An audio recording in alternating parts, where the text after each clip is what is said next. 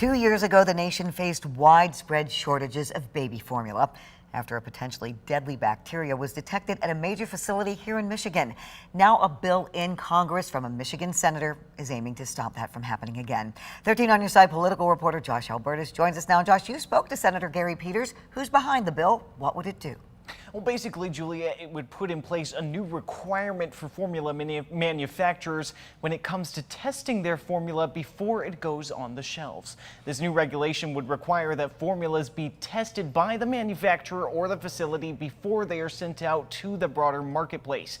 If any problem is found, they would then have to immediately report that to the Federal Food and Drug Administration. This comes after just a couple months ago, the U.S. Census Bureau released new data saying that about 35% of parents had difficulty getting formula in the fall of 2022, and 20% still had that same problem just last summer.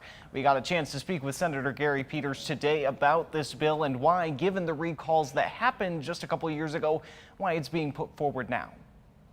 There were then inadequate supply, especially as people started hoarding other infant formula because they were concerned it wasn't going to be available. And then that led to even bigger shortages. It's something that we can never let happen again. This bill addresses that issue, and it addresses it in what I think is the most common sense way you can possibly imagine.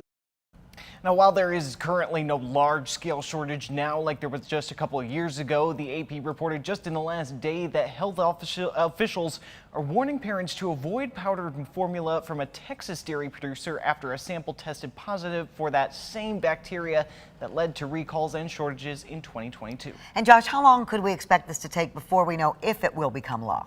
Well, this bill was just introduced, sent off to committee a couple days ago, so the timeline is not yet clear. He's partnering with John Hoeven, Republican senator from North Dakota, on this, so it already has bipartisan support just coming out of the gate, but still getting it through process may take some time. Juliet. We will follow it. Thank you so much, Josh.